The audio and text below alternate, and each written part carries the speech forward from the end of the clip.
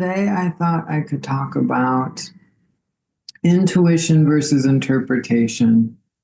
And as we're starting to become aware, as we're starting to wake up to like what's inspiring my choices, what are inspiring my words, what is the intentions from which I'm making these choices, saying these words to people? Are these words or choices coming from feelings I don't want to face, feelings I'm trying to avoid, or am I speaking from a conscious, loving, neutral space that is spreading greater healing to the people I'm interacting with rather than greater harm? Am I making choices that are serving greater well-being within me or causing my body greater harm? And as we become aware, right, self-aware of places or patterns or choices that we are making regularly and the intentions behind those choices, as we start to become aware of that, that is known as awakening. And one of the things as we are starting along our awakening journey is becoming aware of intuition and realizing that there's a universe or a quantum field that sends me signs, signals, confirmations of directions that would be good for me to move towards, or directions that I'm making, or choices or signs that I'm making the right choices. And one of the traps our ego or our ego falls into, or the soul that is becoming more aware, guiding the body, starts to fall into a little bit as it works to integrate more of its ego back into the light of itself, is that when we're coming on, or when we're awakening along the awakening journey, is following our intuition blindly and never double checking the signs or signals we are getting. And our ego tends to avoid change. It tends to live from a place of wanting to stay the same, wanting to stay uncomfortable, wanting to stay in familiar, rather than being adaptable, because consciousness, awareness, awakening is constant change. And that change can be slow and rhythmic, and we can take breaks during our change because life exists in growth cycles. Like, there are going to be times where you're going to be growing really rapidly, and then there's going to be times in your life where you will be resting or growing a little bit slowly to prepare you for your next growth cycle. So it doesn't mean that we need to constantly make different choices, constantly move to a different place or find new friends. That's not what I'm saying. What I'm saying is, as we become more aware and conscious, we become a lot more adaptable. And a simple example of this is, if I have a routine that I do every day, maybe I switch up the order of that routine. And if we are starting to switch up the order of our routine a little bit, or finding a little bit more spontaneity, like, oh, I thought I was going to work out, but I'm actually feeling really called to play my guitar right now.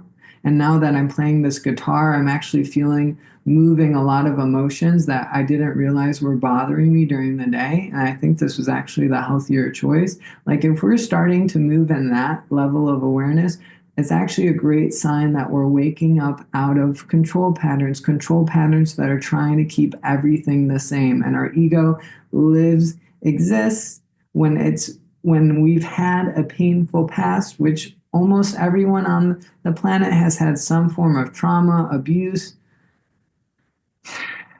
heartbreak that they have gone through.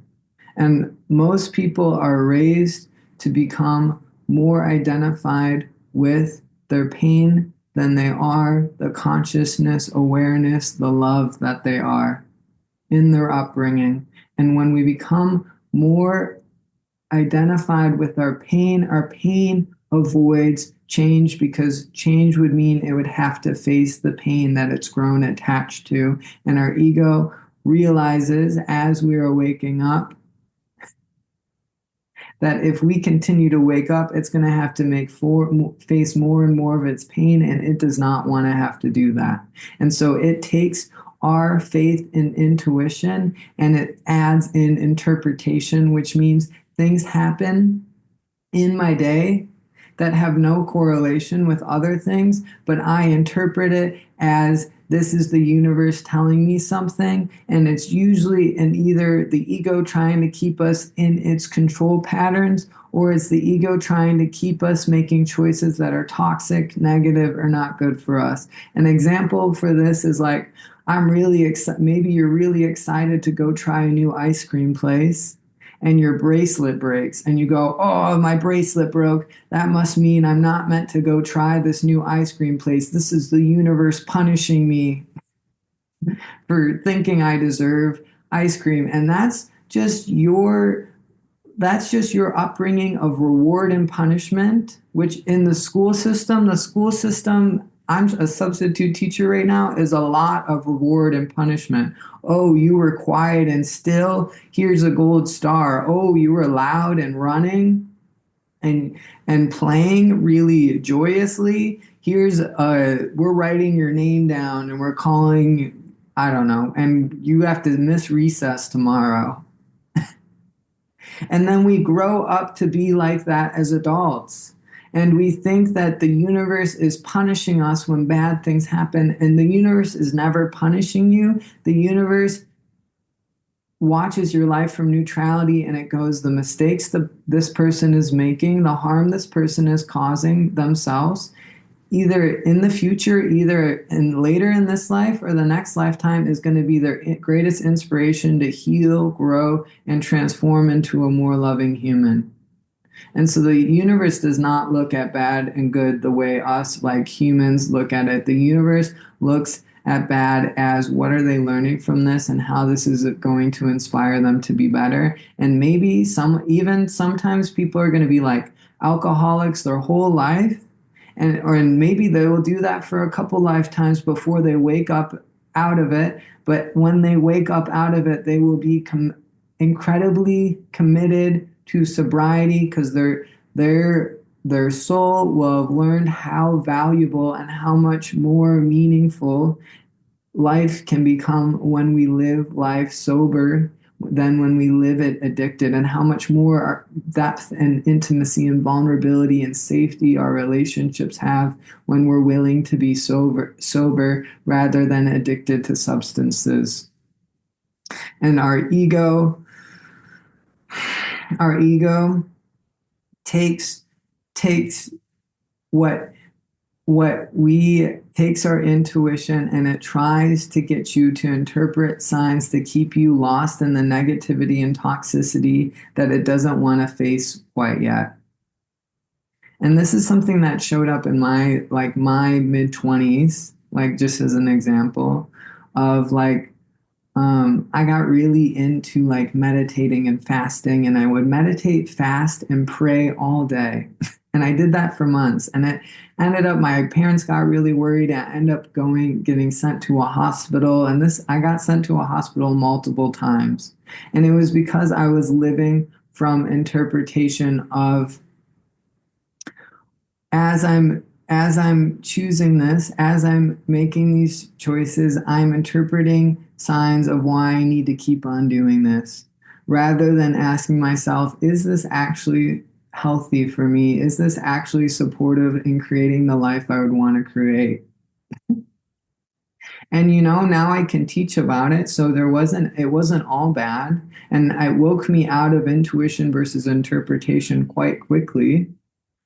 But did it serve my journey, or did it end up making me feel a lot more lost? And I had to then move back in with my parents and spend time in an environment that didn't feel fully resonant with me? Yes, that absolutely happened. And when we're thinking about intuition and interpretation, when we spend time doing something all day, whether that's or doing something even just regularly, whether that's playing video games, like maybe we're really into smoking weed, or maybe it's meditating all day. If we do something regularly, our ego is going to create an identity around it, and it will make up beliefs on why we need to keep following that direction. And whatever direction we're following, can we say, is this actually serving my well-being, or is this causing me greater harm? And especially when I got sent to the hospital, did it serve my well-being or cause me greater harm? I would say absolutely caused me greater harm. And if we're meditating all day, we are going to start to interpret signs on why we need to keep on doing that. But those are signs. And if you want to know what the most conscious path is, the most conscious path is balance. The path that is going to get you the most enlightened is a balanced trajectory towards enlightenment. And if you're someone who's really into praying for a couple hours is awesome. And I'm someone that I pray when I walk and I pray while I do things. So then I'm not missing out on life and I'm still able to get things done. But if you pray for a couple hours, it's going to take like all day or maybe even 2 days for you to ground that energy. And it's the same with meditating all day is like, for if we want to try doing that, by all means, try it. But and if we're sitting and praying and fasting and meditating all day, the question is, can your body ground that into its system? And from my experience, it just led to me being a lot more dysregulated. And it took months for me to be able to find regulation back in my nervous system and my body again, because that it was such an out of balance practice and that frequencies were so high, but my body was not able to root it in my nervous system. And there's a lot of fantasies in spirituality and sitting in a cave and chanting kirtan all day, and that's going to be enlightened. But I'd say the enlightened path is a slow path. And if it's something we really want to go for, which is being really conscious and aware, can we, whatever practice we do, can we incorporate it into our day so that we're not missing out on life chasing a spiritual high,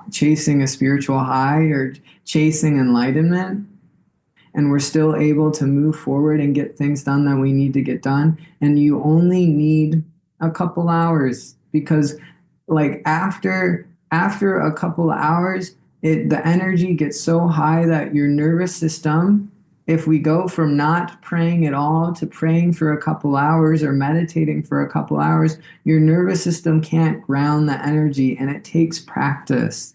And it takes, like almost like you're an endurance athlete, it takes practice of praying and receiving lots of frequencies, and practice integrating and teaching the nervous system through repetition how to integrate those frequencies. And over time, you will get better at integrating more and more frequencies. But that is a journey of years. That is not a journey of I was not into praying and meditating, and then I threw myself into it full force, because your nervous system will not be trained enough to be able to ground that energy.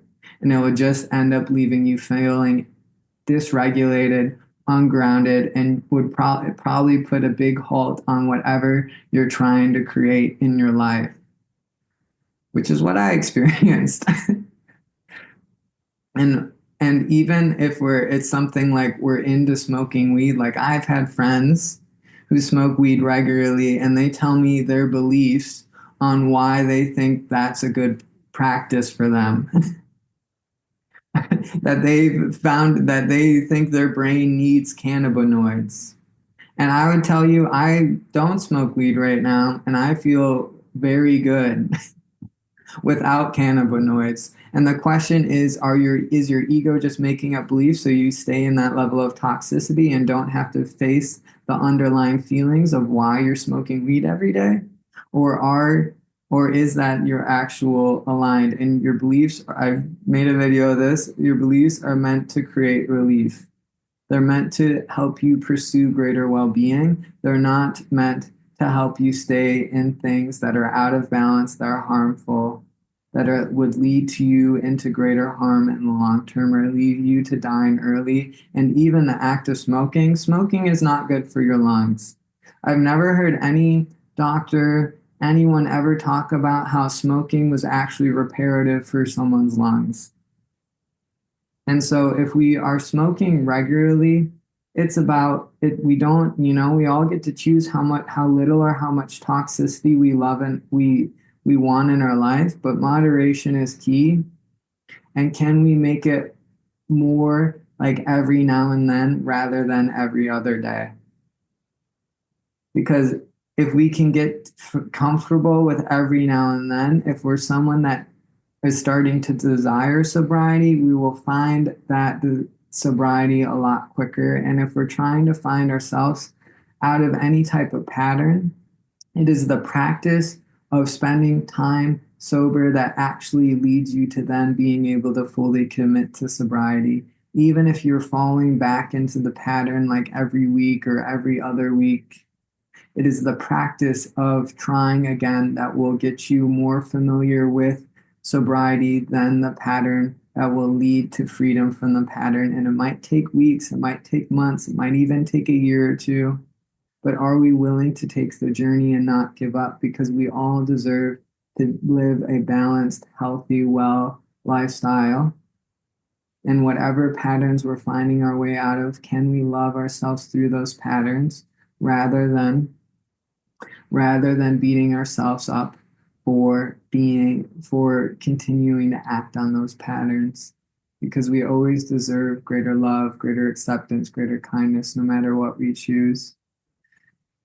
And when I was thinking to bring it back to intuition versus interpretation, sometimes things might happen that might be a sign. Like for an example, I've smoked like 2 cigarettes in my life. And the second cigarette I smoked, I ended up burning a hole in one of my favorite shirts. And I took it as a sign of, maybe I shouldn't smoke cigarettes. And if we interpret signs that, and maybe that was a sign from my guides, I don't really know. But if we interpret signs that are inspiring greater well-being in our life, by all means, interpret those signs. If we break a bracelet and go, I think this is a sign I need to work out more often, by all means. If it is serving your well-being, it could actually be a sign, or it could actually just be a healthy direction for you to move in. And whether it's a sign or would just be a good choice for you to make is your choice on how you perceive it. Because the greatest way to tell intuition versus interpretation is this long-term leading me to greater harm, or is this long-term leading me to greater well-being and helpfulness, or like helping me? And if we're unsure, we all have the right to explore what we need to explore to then become sure of whether this is helping me or harming me.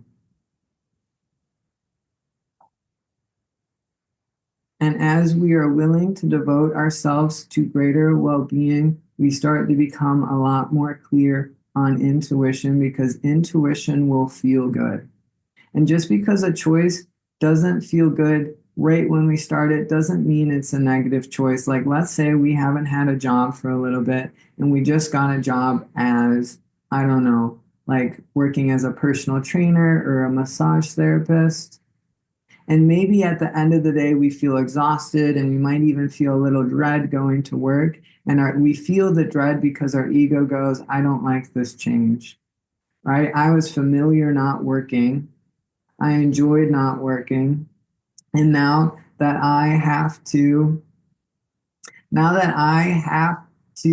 go and do this, this feels a little uncomfortable. And the dread will be healed, I'd say, after a couple weeks.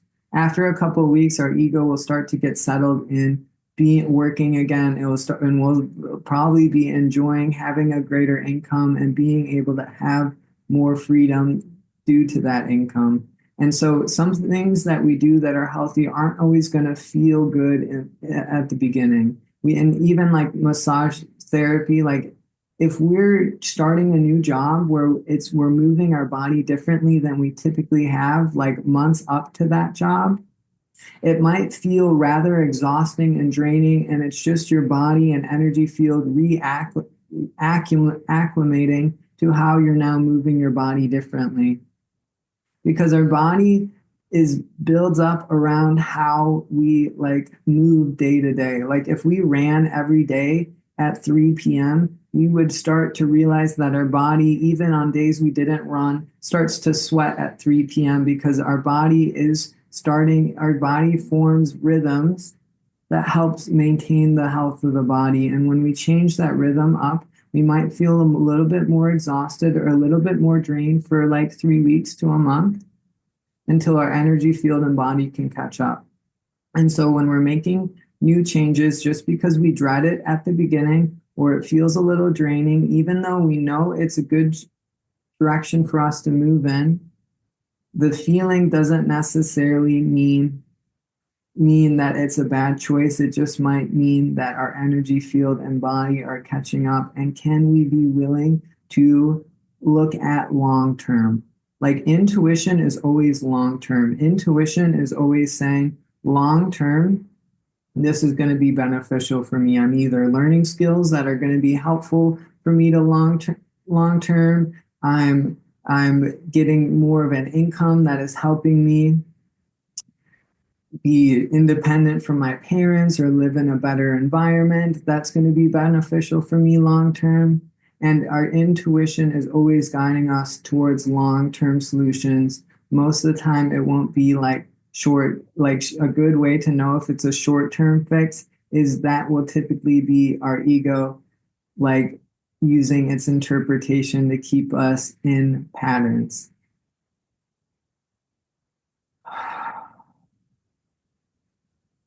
And when we're thinking about our ego is usually trying to avoid change. It's trying to stay the same. And so if we're changing and feeling a little dread around it, I'd say give it a couple weeks. And another thing to think about is like, let's say we're pulling cards. Like I've talked to many people who are like, I pull cards every day. And the question is, if you pull a card and say, this is a pattern that I was lost in for a little, and it says prepare for change or transformation, that might be a good confirmation card. You go, oh, I feel hopeful. But are you taking action steps towards that change? Because if we're just pulling cards every day, but never actually moving in the direction we want to move in, like we get to write the chapter of our life, and we might be in a chapter of transformation or change, but whether that chapter takes a couple years or a couple months depends on how well you are adapting and taking action steps towards the change you want to create. And our cards doesn't mean that something's going to happen tomorrow. It could be months or like it could be like 6 months away, a year away. And what determines whether it's 6 months or a year away is, are you moving towards what you want to do in your life? And instead of just pulling cards every day, are you backing those pulling cards up with actions in your life and being as intent and being just as much as willing to listen for guidance as moving in the right direction? And when we're thinking about like intuition versus interpretation, and we're thinking about like moving, let's say we're leaving a toxic living situation and we're looking to find a new place to live. Our ego is going to we're going to be attracted to something most of the time that is familiar. And so if we're leaving a toxic living situation, we are going to be attracted to a person who most likely would recreate that same level of toxicity because our ego goes, this is attractive because of how familiar it is. And when we are thinking about living with someone, can we be willing to look at the red flags just as much, taking time to get to know them? If we have friends who tell us, hey, I've heard this about this person, and I don't think they would maybe be the best person to live with, can we take those words seriously and go, maybe I should spend a little bit more time getting to know this person before I decide to live with this person or not? And if they have like mental illness, like bipolar, depression, severe anxiety, it doesn't mean we need to write them off right away. But as we get to know them, are we feeling more lit up, excited, supported when we spend time with them? Or are we feeling more drained, exhausted, and like they might not really be the right person? And I have a tendency when I want to make something work is I tend to ignore my inner guidance of I don't really think this is working and throw myself into jobs or into yeah, for me it's like mostly been jobs lately of like trying to make something work that my intuition was telling me, like if you feel awful doing this regularly, probably not something that's meant to be a long-term solution for you or something you're even meant to do in the short term. And when we're getting to know people, do we feel awful or do we feel lit up and excited? And do they feel like someone who would be a good roommate, or are they showing us why they might not be a good roommate? And the more we are willing to look under the hood of the car, the more we are going to be able to discern what is our intuition and what is interpretation. And the more because we are meant to look at the red flags, just because we might have gotten a confirmation on something that this might be a good path to follow, whether it's a good person to live with, good person to date. The question is, are you willing to take it slowly? And are you willing to test drive the car? Like if it's dating, that means getting to know the person as a friend. If that's living with someone, that means spending a little bit more time with that person before living with them and seeing, is this a functional car or a dysfunctional car? Because the best way to know if it's intuition versus interpretation is double checking the math a little bit and seeing, does this logically make sense long term, or am I feeling like am I seeing more of why this won't make sense long term?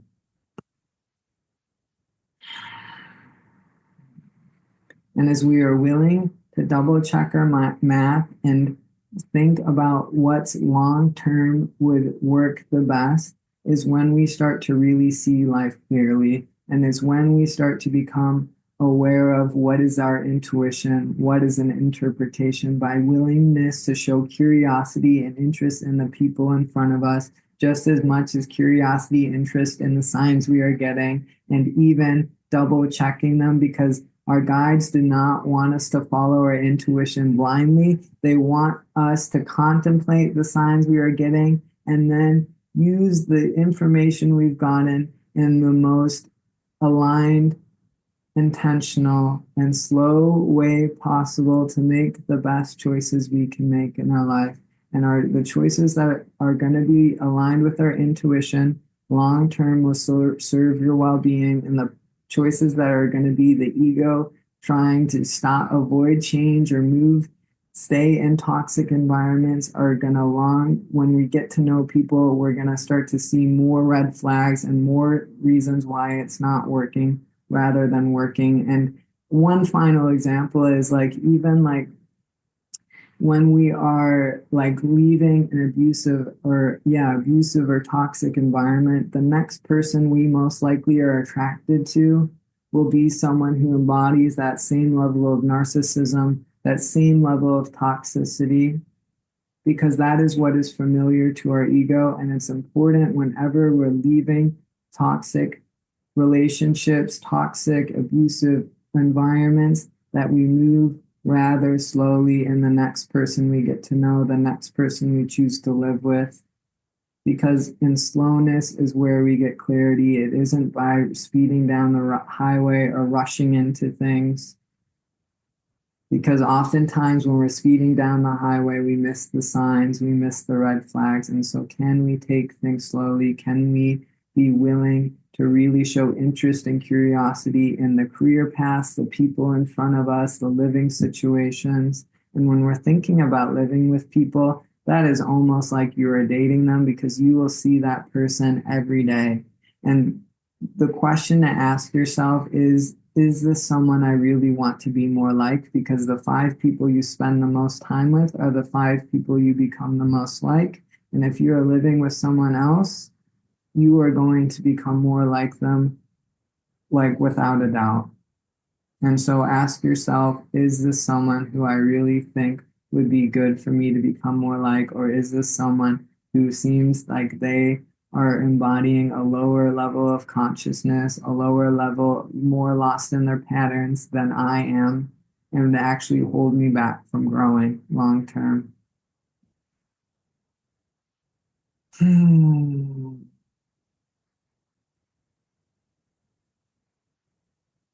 And as we start to take things slowly, as we start to show interest and curiosity in things, as we start to look at whether something long term makes sense, even if it's a career path.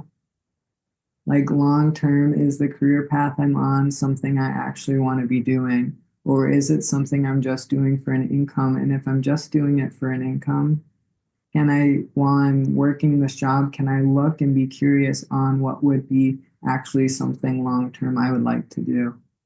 And when we start to show curiosity and interest in the directions we want to move, is when we actually are moving along the most direct path.